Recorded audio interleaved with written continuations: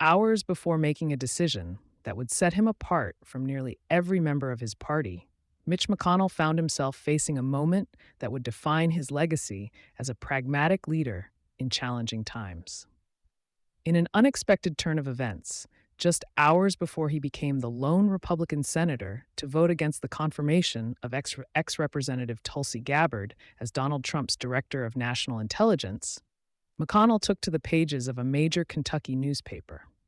There, in a scathing column published by the Courier-Journal, the longtime Senate Majority Leader delivered a full-scale critique of the president's looming plan to impose tariffs in a bid to solve America's economic issues.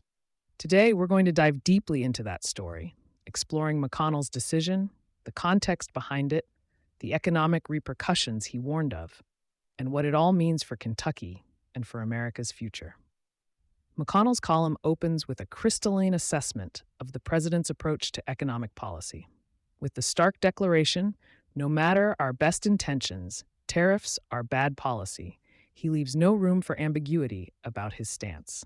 This statement, delivered with the authority of decades in Congress and a clear understanding of both domestic and international markets, set the tone for a commentary that was as much about Kentucky's immediate vulnerabilities as it was about the nation's long-term prospects.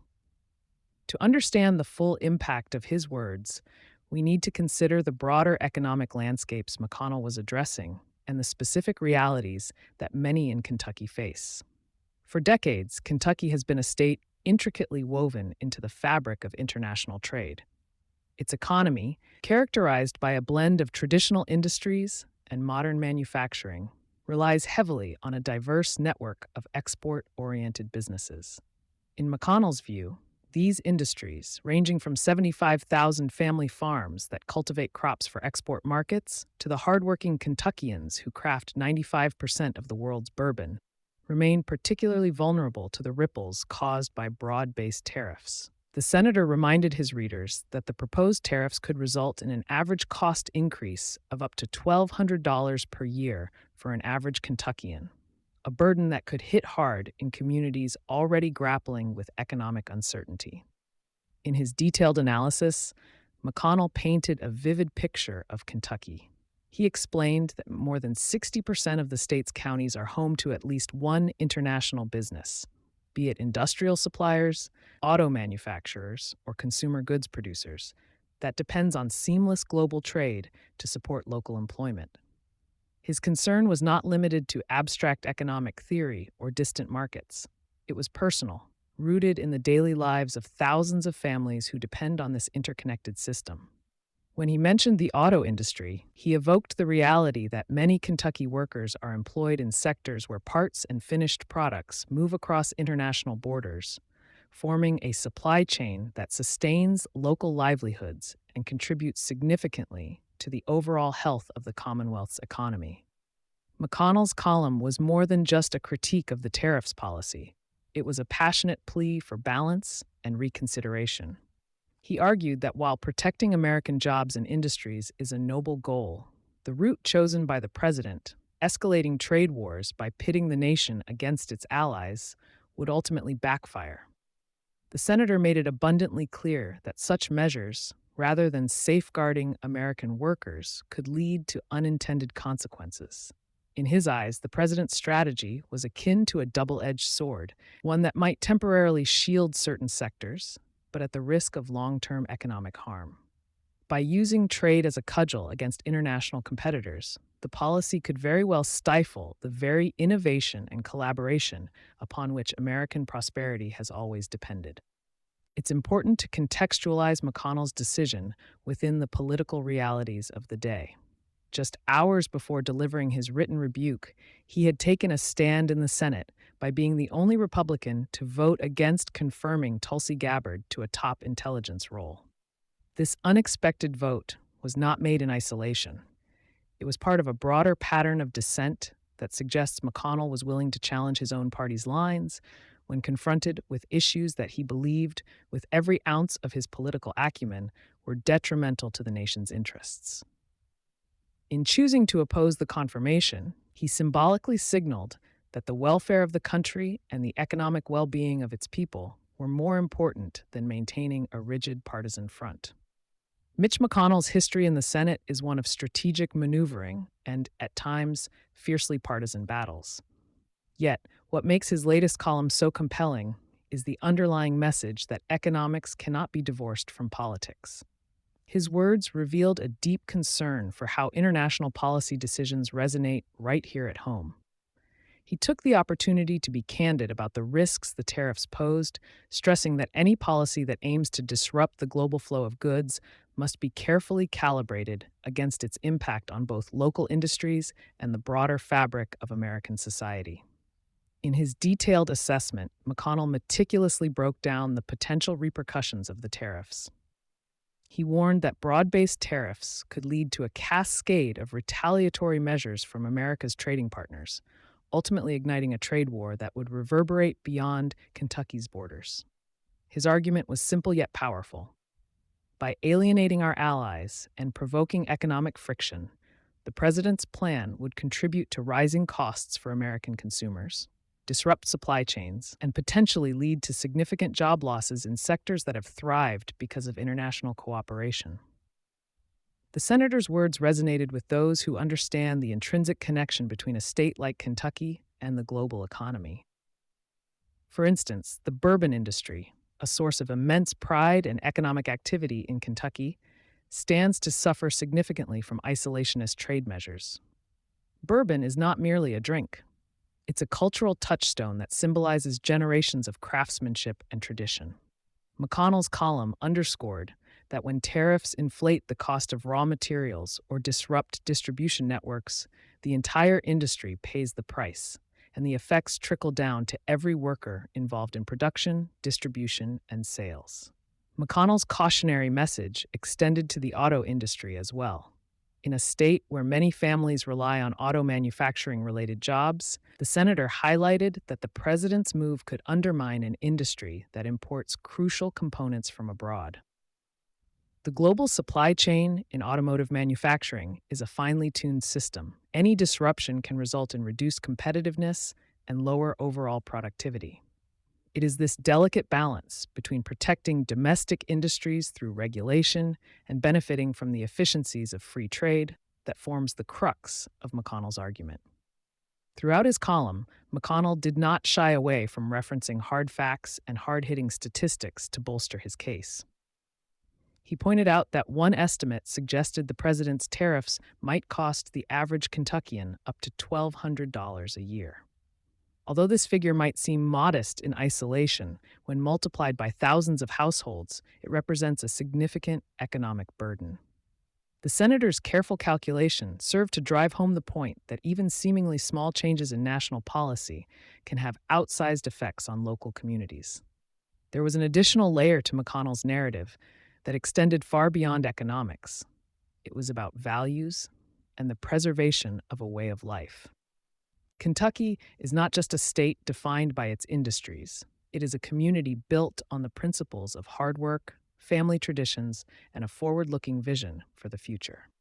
For McConnell, supporting international business and global supply chains is not a matter of ideological purity or endless free trade. It is about ensuring that future generations in Kentucky have the same, if not greater, opportunities for prosperity. When he wrote about the estimated job support for roughly 100,000 workers from international businesses present in his state, he provided a potent reminder of how intricately the local economy is interwoven with global markets. At the heart of McConnell's column was a plea for strategic thinking over reactionary measures. He argued that true protection of American workers does not come from shutting off our economic lifelines, but rather from forging stronger partnerships with our allies. Instead of resorting to tariffs, which he deemed as punishing our own citizens, the president should pursue policies that reinforce the benefit of international cooperation. McConnell's message was both a criticism and a call to action. The president possessed better tools to protect American workers without subjecting families to higher costs and risking the economic vibrancy of regions like Kentucky. This column was a divergence from the norm, a moment when a veteran politician chose to speak candidly about the balance that must exist between nationalism and global cooperation. Until then, McConnell had been known primarily as a stalwart of Republican strategy, sometimes at the expense of bipartisan nuance. Yet with this column, he demonstrated that leadership sometimes requires standing apart from party lines to voice concerns that transcend political allegiances. His decision to vote against the confirmation, coupled with the pointed critique in the Courier-Journal, underscored a deep commitment to safeguarding the long-term interests of his state and, by extension, the nation. The timing of his actions is significant. Voting against a high-profile confirmation and then writing a column that went on to be widely discussed and debated, it was a bold fusion of legislative action and public opinion shaping. McConnell's willingness to break ranks was underscored by the immediacy of the economic concerns he laid out. Missteps in economic policy at the national level often have cascading effects, and he was acutely aware of that. With his keen sense of how tariffs could jeopardize the stability of key industries in Kentucky, he hoped to convey that sometimes the path to true protection of American jobs lies not in isolation or punitive measures, but in intelligent, collaborative trade policies. As you reflect on McConnell's message, it becomes clear that his column was more than political rhetoric. It was an economic memo. It forced readers to confront the reality that policies implemented at the highest level of government can have tangible effects on local communities. Whether it is the cost of everyday goods increasing by more than $1,000 a year, or long-standing traditions like Kentucky bourbon falling victim to globalization's backlash, McConnell's words carry both the weight of experience and a personal dedication to the people he represents. In today's fast-paced political arena, it's rare to see such a deliberate, well-reasoned approach to economic policymaking expressed in plain language. McConnell did not rely on abstract ideological arguments. Instead, he presented clear evidence and painted a picture of economic interdependence that nearly every Kentuckian can relate to. His commentary is a reminder that behind every piece of legislation lie human stories. Stories of families, of workers, and of communities trying to make ends meet while facing the unpredictable forces of global change. Moreover, the column serves as a testament to the importance of speaking truth to power. Even at a time when party loyalty is often prized above all else, McConnell showed that expressing dissent, especially when it involves the economic security of one's constituents, is both necessary and courageous. The decision to oppose a key confirmation was not taken lightly, yet it was clear that McConnell understood the stakes. His voice, echoing through the pages of the Courier-Journal, was one of a seasoned policymaker who has witnessed the long-term fallout of short-sighted economic decisions. As we consider the broader implications of McConnell's critique, it is worth exploring the potential alternatives he hinted at. Instead of escalating conflicts with our trading partners through broad-based tariffs, he advocated for a policy of measured engagement and cooperation. According to McConnell, preserving prosperous relationships with allies can serve as a cornerstone for a robust economic future. He argued that trade wars, even if initiated with the best of intentions, disproportionately hurt working people by driving up costs and destabilizing industries that have long relied on global partnerships. This alternative vision is built on the understanding that while economic protectionism may offer immediate relief on the surface, its long-term consequences are often far more damaging. The president's approach, in McConnell's estimation, was akin to a short-sighted measure that fails to consider the intricate mesh of dependencies that keeps industries vibrant. By disrupting this delicate balance, the tariffs could end up choking the very sectors they are meant to protect, from family-owned farms to high-tech manufacturing plants. Beyond the numbers and statistics, there is an emotional resonance in McConnell's words. For many Kentucky residents, the column serves as a reminder that political decisions made far from home have direct engineered effects on the livelihoods of everyday people. When McConnell described how the tariffs might strain the budgets of countless families, his message was unmistakable. This is not just about abstract economic theory. It's about real lives, real struggles, and the potential unraveling of communities that have long depended on open and fair trade. Furthermore, McConnell's dual act of dissent, both in his lone Senate vote and in the public forum of a widely read newspaper, highlights a broader trend in American politics.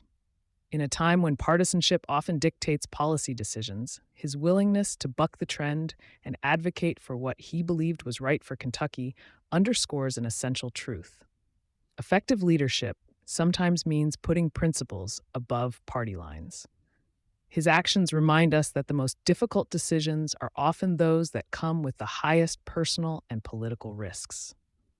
Yet, in standing up against the tide, McConnell showed that true commitment to one's duties as a public servant occasionally requires challenging the status quo, even when doing so makes one a minority voice. As the debate over tariffs and trade continues to simmer in policy circles, McConnell's words are likely to serve as both a warning and a guidepost.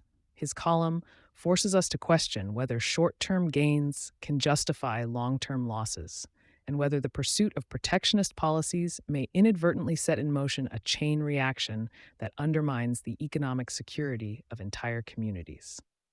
By laying out the tangible costs that such policies could impose on ordinary families, he invites a broader public discourse on how best to balance national security, economic growth, and global cooperation.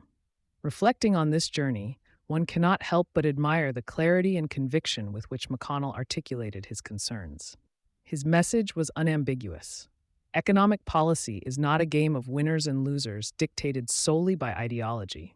It is a complex tapestry of which every thread, be it a local farm, a historic distillery, or a cutting-edge auto plant, matters deeply. His call for recalibration, for a measured approach that recognizes the long-term value of international alliances, resonates not only with those directly impacted in Kentucky, but with anyone who understands that the prosperity of a nation is built on the bedrock of pragmatic, forward-thinking policies. As we reach the conclusion of this in-depth look at McConnell's daring move, it is worth pondering the lasting impact of his words. In a moment when polarized rhetoric dominates headlines, his well-reasoned analysis stands as a beacon of thoughtful policymaking.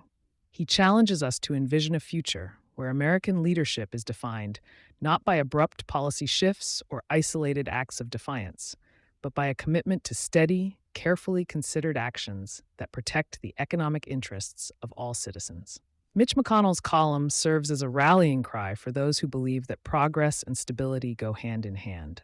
His critique of tariff policy is not merely an academic exercise. It is a heartfelt appeal to recall the real-world consequences that such measures bring. It is a call to remember that behind every statistic is a family, behind every economic indicator is a community, and behind every policy decision is the hope of a better, more secure future for all. In the wake of his vote against the confirmation of Tulsi Gabbard, McConnell's voice has taken on new significance. It is a reminder that leadership sometimes means standing apart from the crowd in defense of what is right. His willingness to challenge his own party, to speak out against measures he believed would harm the very people he vowed to serve, shows that true leadership is not found solely in power, but in responsibility. His words, resonating from the pages of the Courier-Journal, are sure to spark discussions far beyond the confines of Kentucky and into the halls of Congress and boardrooms of multinational companies.